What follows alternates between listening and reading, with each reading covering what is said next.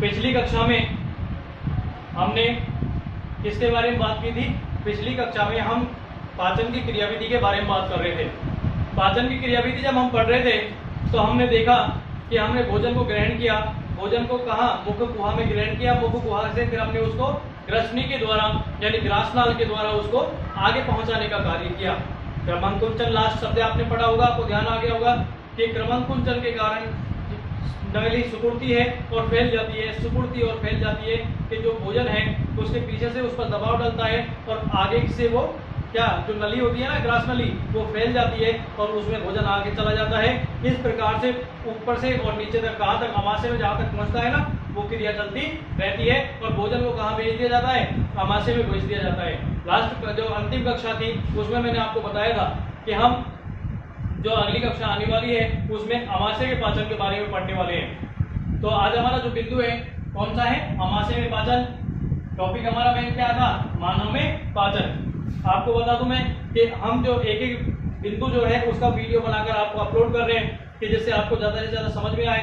यदि हम 2 topic 3 topic को मिक्स करके यदि एक साथ डाल देते हैं तो हो सकता है आपको समझ में नहीं आए। इसलिए ये वीडियो ज़्यादा बन रही है, लेकिन आप हमारे साथ लगातार जुड़े रहिए, प्रत्येक वीडियो को देखते रहिए। आपको किसी भी प्रकार की कोई समस्या नहीं आने वाली है। फिर भी यदि आती है तो आप हमसे संपर्क कर सकते हैं। अभी तक यदि आपने हमारे वीडियो को, हमारे जो पढ़ाने का जो तरीका है, यदि आपको सही लगता हो तो हमारे चैनल को यदि आपने सब्सक्राइब नहीं किया हो तो आप उसको सब्सक्राइब कीजिए और बेल आइकन दबाना बिल्कुल ना भूलें, क्योंकि प्रत्येक वीडियो जैसे ही डलती है तुरंत आपको उसकी सूचना मिलनी चाहिए। किसी भी प्रकार की कोई सी भी कैसी भी कक्षा आपसे मिस नहीं हो। आप इस कोविड-19 का पूरे से पूरा इन वीडियो के माध्यम से, इन क्लासों के माध्यम से लाभ उठाने का प्रयास कीजिए। ये आपके साथ और हमको, आपके साथ आपको हमारे साथ जोड़ने का एक बहुत ही सुनहरा अवसर है, सुनहरा तरीका है जिसके द्वारा हम दोनों को जोड़ा गया है। आइए अब हम हमारे बिंदु के बारे में बात करते हैं। हमारा जो बिंदु है वो है अमाशय में पाचन। देखिए कि अमाशय में किस प्रकार से पाचन होता है। आपको शुरू में बता दिया, डायग्राम बनाया, पूरा चित्र बना के एक एक स्थिति को आपको क्लियर कर दिया, नामक के चित्र बना के कि किस प्रकार से भोजन को कहां से कहां पहुंचाया जाता है और उसमें क्या चीजें मिलाई जाती हैं। उसके बाद उसका वो जो पाचन है ना वो संभव हो पाता है। इनके बारे में, सबके बारे में हमने समझ लिया था। केवल अब हमको उनको क्या करना है? राइटिंग करना है, उनको लिखना है। इसलिए मैं बार बार आपसे निवेदन करता हूँ, बार बार आपको रिपीट करता हूँ कि आप जब भी कक्षा में बैठे, जब भी आप हमारा चैनल देखें, हमको देखें, क्लास में पढ़ने बैठे, पेन और नोटबुक साथ लेकर बैठे। वीडियो देख लिया, उसको छोड़ दिया, कोई मतलब नहीं है। एक बार हाथ से लिखना बहुत जरूरी है। यदि जिस लाइन को आपने हाथ से लिख लिया ना, वो आपको हमेशा स्टोर रहने वाली है। इस बात को ध्यान रखना। मैं इस बात को जरूर मानता हूँ, इस बात को कि हो सकता है वो आपको बिल्कुल एज इट इज याद नहीं रहे, लेकिन जैसे ही आप उस लाइन को देखेंगे तो आपको ये बात जरूर ध्यान में आने वाली है कि ये लाइन तो मैंने पढ़ी है। बशर्ते ये ध्यान नहीं आए कि मैंने कौन से टॉपिक के अंदर पढ़ी है। एक बार ही लिखने का आपको मैं परिणाम बता रहा हूँ। एक बार लिखने के बाद ही आपको ये बात समझ में आ जाएगी कि हाँ यार ये लाइन तो मैंने पढ़ी है। और ये बहुत बड़ी बात है। इसलिए पढ़ने के लिए, अच्छे से याद करने के लिए रटन विद्या की आवश्यकता नहीं है। ज़्यादा से ज़्यादा उसका अभ्यास करिए, ज़्यादा से ज़्यादा उसको लिखने का प्रयास करिए। मैं कहता हूँ कि आपको इतनी अच्छा आपके अंदर सुधार होगा, आपकी राइटिंग में सुधार होगा, आपके लिखने के तरीके में सुधार होगा। आपको अधिक से अधिक नंबर मिलने का एक बहुत नायाब तरीका है। आप करके देखिए, प्रयास करके देखिए। ज़्यादा नहीं कह रहा, जितना आपने पढ़ लिया ना, केवल हमारा एक ही चैप्टर चल रहा है मानव पाचन, यदि आप इसको भी लिख के देख लेते हैं तो इसका परिणाम आपके सामने आ जाता है। आपको इतना अच्छा परिणाम मिलने वाला है। आइए बिंदु के बारे में बात करते हैं। लिखिए, जैसे ही भोजन ग्रासनली से अब जा रहा है, ग्रासनली से कहाँ जा रहा है? अमाशय के अंदर जा रहा है। तो लिखिए, जैसे ही भोजन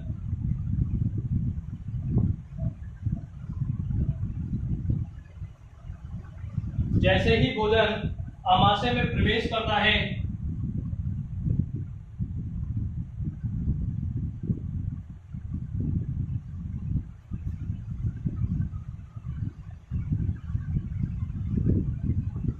दिख रहा होगा ना सब?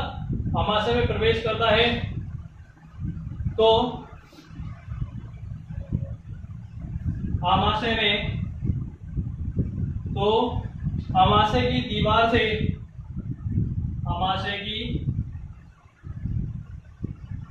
से जठर रस स्रावित होने लगता है। स्रावित होने लगता है।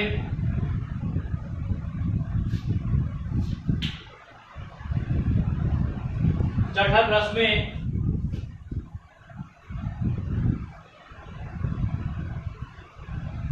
जठर रस में 99.5% जल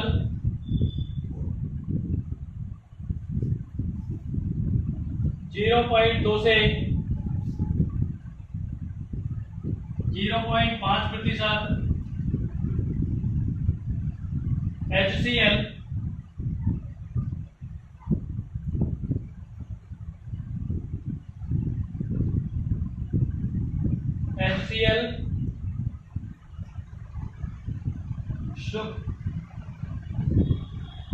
सूक्ष्म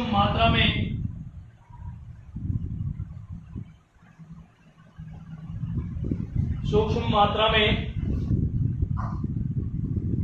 कुछ पाचक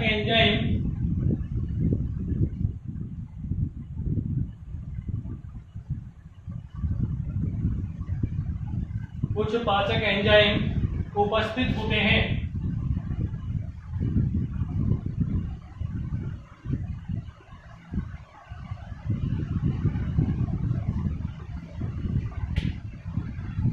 इनका पीएच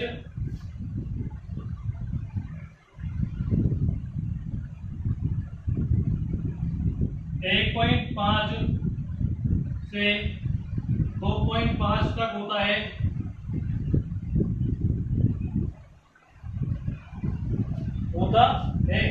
अर्थात ये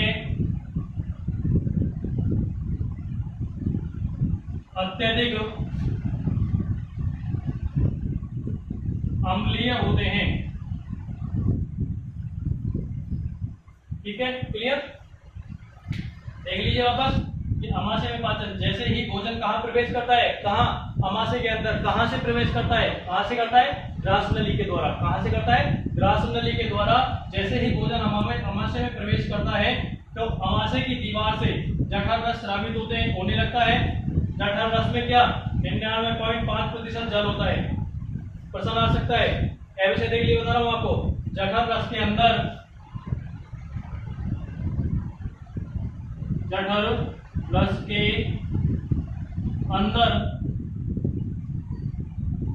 अत्यधिक मात्रा में कौन सा पदार्थ पाया जाता है? कौन सा पदार्थ पाया जाता है? उत्तर होगा जल। ये हमको पता है कितना होता है, 99.5%। ठीक है, क्लियर है? ये भी पूछ सकता है कि जल कितनी मात्रा में पाया जाता है। जठर रस के अंदर जल की मात्रा कितनी होती है? कितनी होती है? 99.5%। या दूसरा प्रश्न क्या है, जठर रस के अंदर अत्यधिक मात्रा में कौन सा पदार्थ पाया जाता है? जल पाया जाता है। कितना पाया जाता है? 99.5% पाया जाता है। क्लियर है, कोई दिक्कत नहीं। आगे इसमें क्या लेना है कि इसमें क्या होते हैं, एंजाइम्स उपस्थित होते हैं और इनका पीएच कितना होता है? 1.5 से 2.5 तक होता है। और हम जानते हैं, मैंने आपको बताया था पीएच स्केल के बारे में, समझाया था आपको बिल्कुल शॉर्ट में मैंने बताया था। देखिए क्या बताया था, मैंने आपको बताया था कि पीएच स्केल में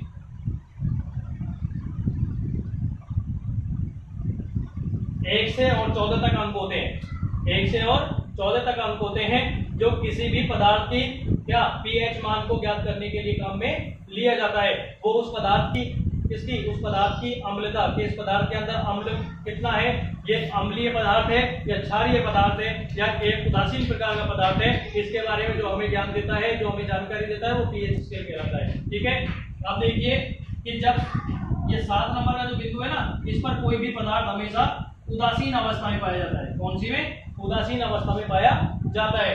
और जब हम 7 से नीचे की तरफ जाते हैं, 7, 6, 5, 4, 3, 2, 1, यानी दिशा ये होगी। 7 से हम नीचे की ओर जाते हैं तो अम्ल की मात्रा बढ़ती जाती है। तो अम्ल की मात्रा बढ़ती है।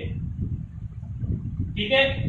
जब हम 7 से ऊपर की ओर जाते हैं, यानी 8, 9, 10, 11, 12, 13, 14, ठीक है, इसकी दिशा ये होगी, तो क्षार की मात्रा बढ़ती है। किसकी बढ़ती है?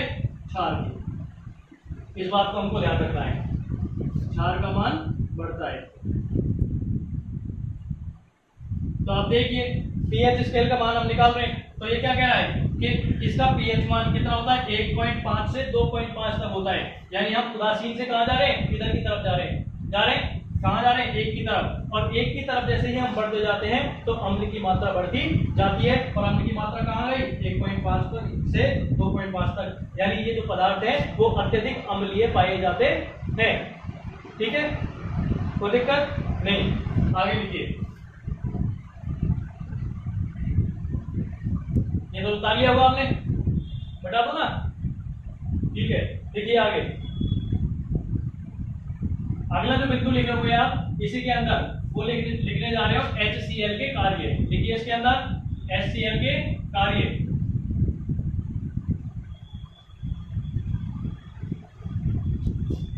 स्टार लगा के डालिए HCl के कार्य।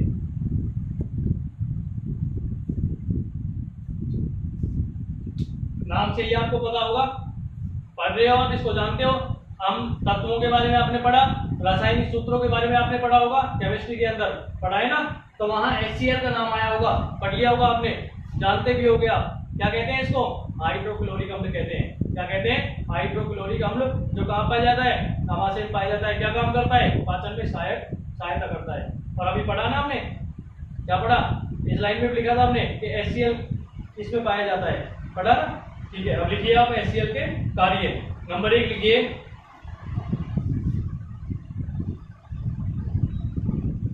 यह है भोजन के साथ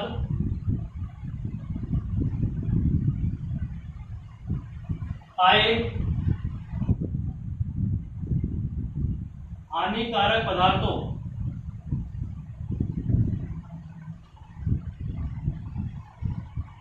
पदार्थों या जीवाणुओं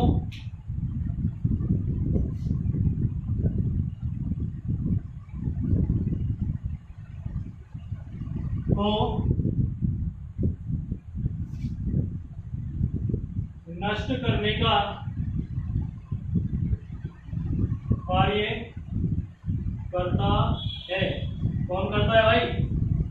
HCl। कौन करता है? HCl करता है।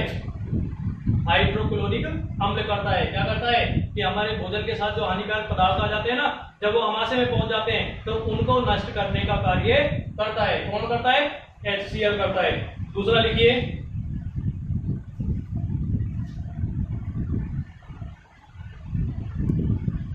आमाशय में आए भोजन को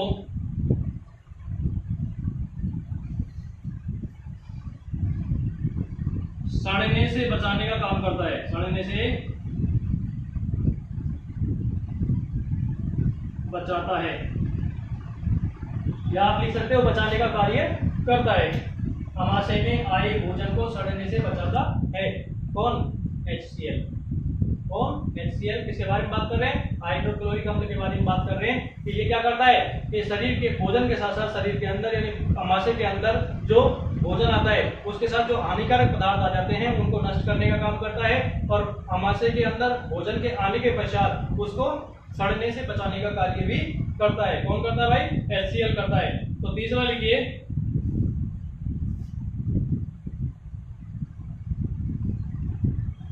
भोजन पर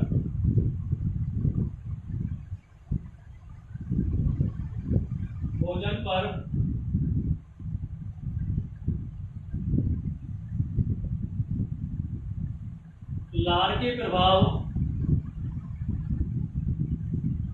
को समाप्त कर देता है। कौन? HCl, हाइड्रोक्लोरिक अम्ल क्या कर देता है? भोजन पर जो हमने क्या किया, भोजन को मुख के अंदर ग्रहण किया, मुख गुहा के अंदर ग्रहण किया, मुख में क्या मिलाया? जीभ के द्वारा क्या मिला दिया गया? उसमें लसलसा पदार्थ मिला दिया जाता है, या लार टायलिन नामक एंजाइम मिला दिए जाते हैं, या लार मिला दी जाती है, जिससे वो भोजन कैसा हो जाता है? लसलसा हो जाता है। क्यों? वो आसानी से अंदर जा सके, वो अपनी गति, अपनी दूरी जो है आसानी से तय कर सके, इसलिए उसको लसलसा बनाया जाता है। और यहाँ अमाशय में जाने के बाद HCl क्या करता है? उस लार के प्रभाव को समाप्त करने का कार्य करता है। लिखिए आगे नंबर 4 लिखिए, भोजन में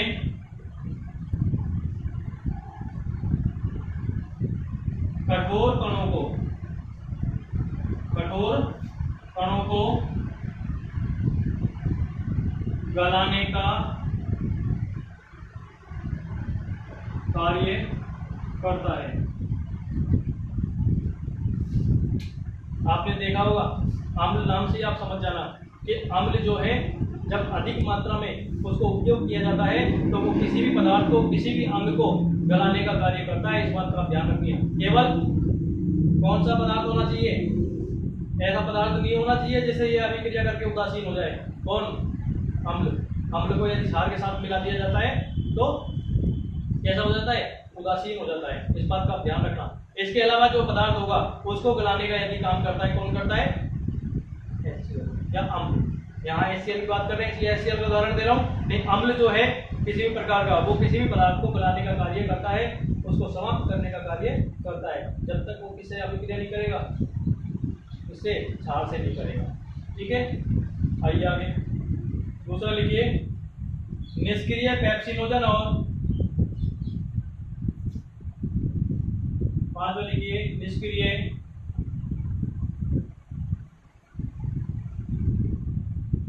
पेप्सिनोजन को और फ्लोरेनिन को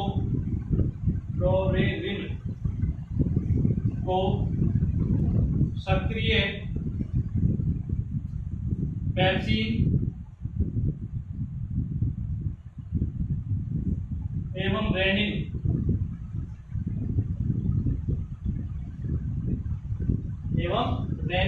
में बदलने का कार्य करता है। देखो नाम से स्पष्ट हो रहा है, जो हम लिखते हैं ना उसको केवल समझने की जरूरत है, टेंशन लेने की जरूरत नहीं है, उसको समझने की जरूरत है, बाहर बढ़ाने की जरूरत नहीं है, उसका वजन डालने की जरूरत नहीं है, हमको उसको समझने की जरूरत है। क्या कह रहा है? निष्क्रिय पेप्सिनोजन को, निष्क्रिय पेप्सिन यानी वो कैसी पड़ी हुई है? उसका कोई कार्य नहीं, चुपचाप पड़ी हुई है, निष्क्रिय। ठीक है, आलस में भरी हुई है। आलस में हम भर जाते हैं ना, जब निष्क्रिय हो जाते हैं, बिल्कुल किसी काम के अब नहीं होते, तो ये क्या है? निष्क्रिय पड़ी हुई है। तो इसको सक्रिय करने का काम कौन करता है? HCl करता है। और सक्रिय करने के बाद पेप्सिनोजन को पेप्सिन में और फ्लोरेनिन को रेनिन में बदलने का कार्य करता है। क्लियर? डाउट? आइए आगे चलते हैं। यहाँ तक आपको दिख रहा होगा। अब थोड़ा टॉपिक चेंज होगा इसलिए मैं इसको हटा देता हूँ। आपने नहीं लिखा हो तो आप लिख सकते हैं, इसको लिख लीजिए। केवल 1 मिनट दूंगा आपको, लिख लीजिए। नहीं देखा हो तो आपने देख लीजिए, इसको साफ दिख रहा होगा बिल्कुल।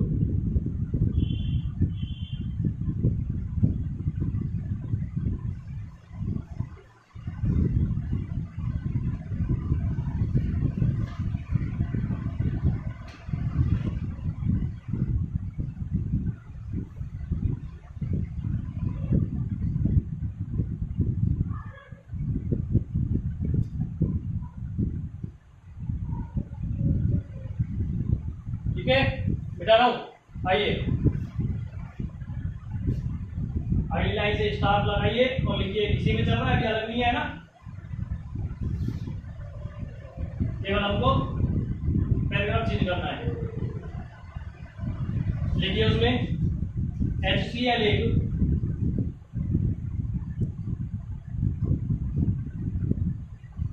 तीव्र अम्ल है,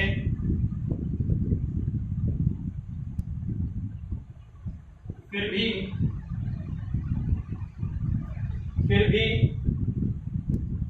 आमाशय की भित्ति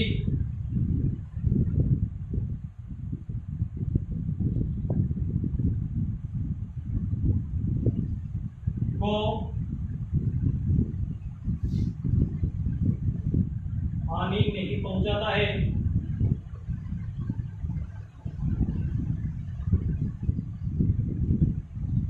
क्यों नहीं पहुंचाता है? क्योंकि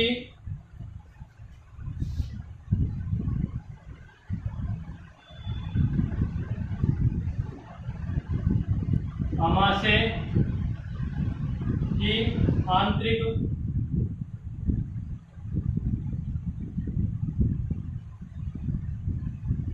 आंतरिक भित्ति पर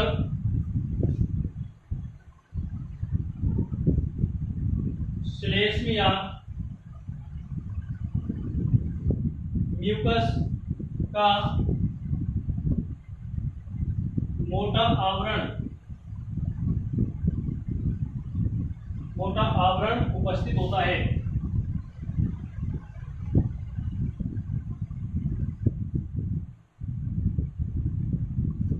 ठीक है, क्या है? HCl एक तीव्र अम्ल है, फिर भी आमाशय की भित्ति को हानि नहीं पहुंचाता है। क्यों नहीं पहुंचाता है? क्योंकि आमाशय की आंतरिक जो भित्ति होती है ना, उस पर श्लेष्म का आवरण पाया जाता है या म्यूकस का आवरण पाया जाता है। कैसा होता है? वो मोटा होता है, जो उसको हानि पहुंचाने में सक्षम नहीं होता है। कौन? HCl। ठीक है, आगे चलिए, एक अभिक्रिया लिखिए। पेप्सिनोजन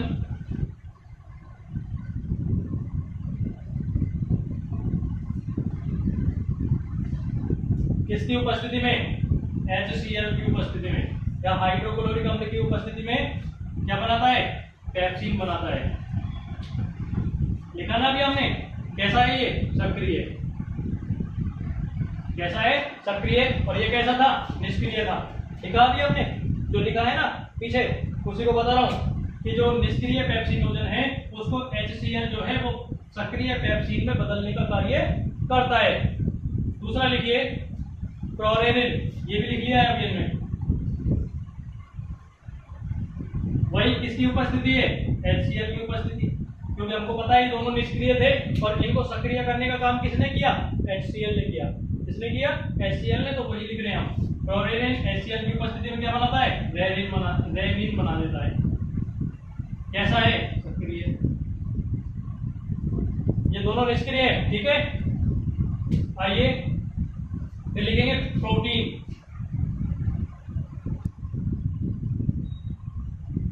किसकी उपस्थिति में? पेप्सिन की उपस्थिति में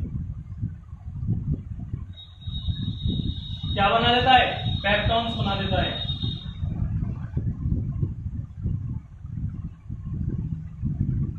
क्या और क्या बनाता है? प्रोपिएजेज।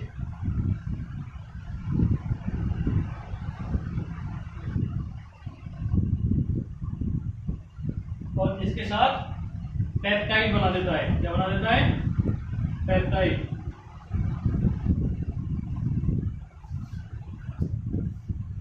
देख लीजिए, अगला जो लिखेंगे वो लिखेंगे वसा का। वसा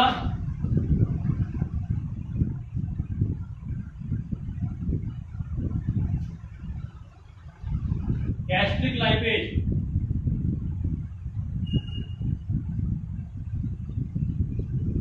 की उपस्थिति में क्या करता है? अभिक्रिया करता है या टूटता है और क्या बना देता है? वसीय अम्ल बना देता है। क्या बना देता है? वसीय अम्ल बना देता है। और इसके साथ साथ दूसरा क्या बनाता है? ग्लिसरॉल।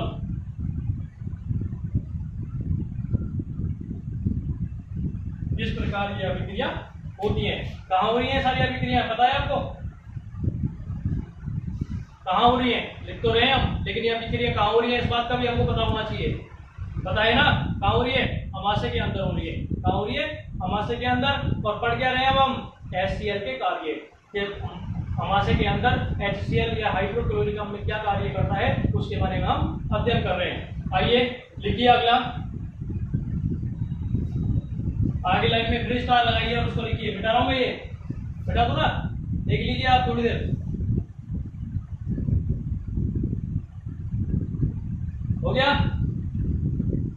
ठीक है, लिखिए आगे। पैराग्राफ चेंज करिए, स्टार लगाइए।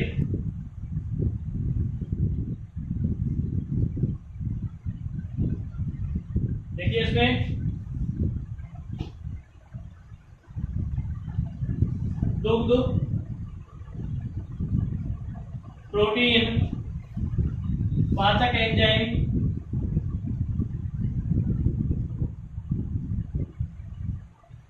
पाचक एंजाइम वयस्क मनुष्य में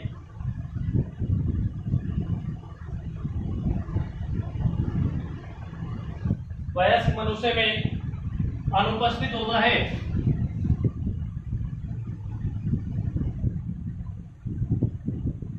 अनुपस्थित होता है।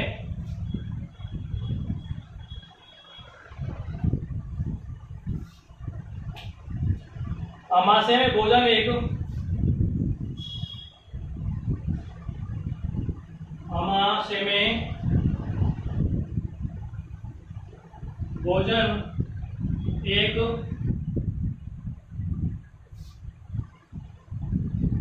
अर्धपचित, यानी आधा पचा हुआ है, अर्धपचित लुब्धि के रूप में पाया जाता है। ठीक है,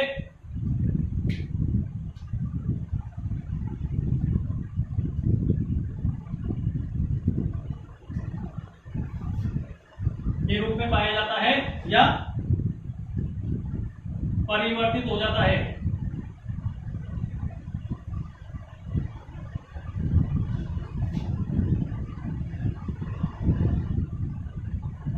जिसे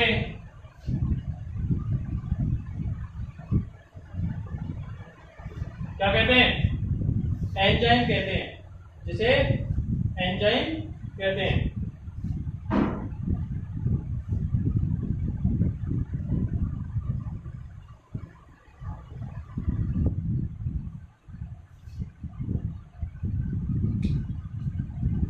फिर लिखिए इसका बदल के,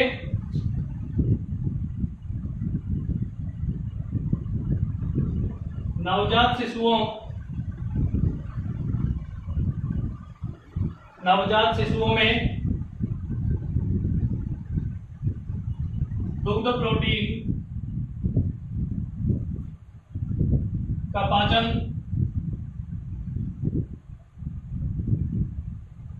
निम्न प्रकार से होता है।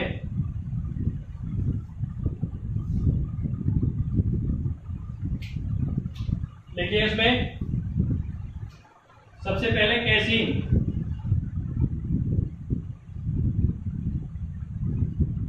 रेनिन की उपस्थिति में पैरा कैसीन बनाता है, प्लस व्हाइट प्रोटीन दुग्ध प्रोटीन में बदल जाता है।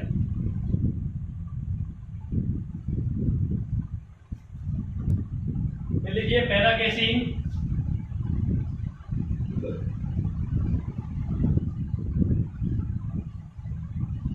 प्लस कैल्शियम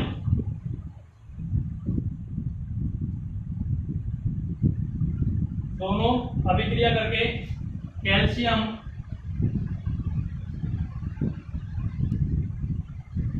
पैराकेसीमेट का निर्माण कर लेता है। तीसरा लिखिए कैल्शियम प्लस कैल्शियम, ये बना है ना कैल्शियम पैराकेसीमेट,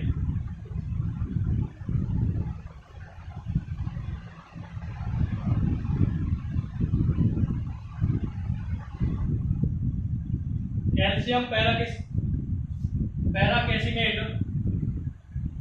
फिर रेनिन की उपस्थिति में अभिक्रिया करके पेप्टोन्स में बदल जाता है। पेप्टोन्स में बदल जाता है। इस प्रकार से ये क्रिया चलती रहती है और इस प्रकार से ये किसके, देख लीजिए आप, इस प्रकार से किसके HCl के कार्य संपूर्ण हो जाते हैं। आज हमारा जो बिंदु है वो कौन सा हो गया, अमाशय में पाचन संपूर्ण हो गया और अमाशय में पाचन के साथ साथ जो हमारा बिंदु हो गया वो कौन सा है, HCl के कार्य। इसके बारे में भी आज हमने पढ़ लिया। अब इसके बाद हम अगला जो बिंदु कल पढ़ेंगे, अगली कक्षा में जो पढ़ेंगे वो होगा छोटी आंत्र में पाचन। देखिए सबसे पहले हमने क्या पढ़ा था, जब आपने पढ़ रहे थे शुरू से, मुख द्वार, छोटा सा रिपीट कर रहा हूं 1 मिनट में, मुख द्वार, उसके बाद मुख गुहा, तो मुख गुहा का पाचन हमने पढ़ लिया, मुख द्वार से तो प्रवेश करेगा ही। उसके बाद हमने क्या पढ़ लिया, ग्रसनी में यानी ग्रास नली के द्वारा, ग्रसनी में, ग्रसनी के द्वारा, ग्रास नली के द्वारा कहां पहुंच जाता है, अमाशय में पहुंच जाता है। तो अब हमने पढ़ लिया अमाशय में पाचन, ठीक है, ये भी पढ़ लिया। अब आएगा हमारा छोटी आंत्र में पाचन, कौन सा आएगा, छोटी आंत्र में, और उसके बाद आएगा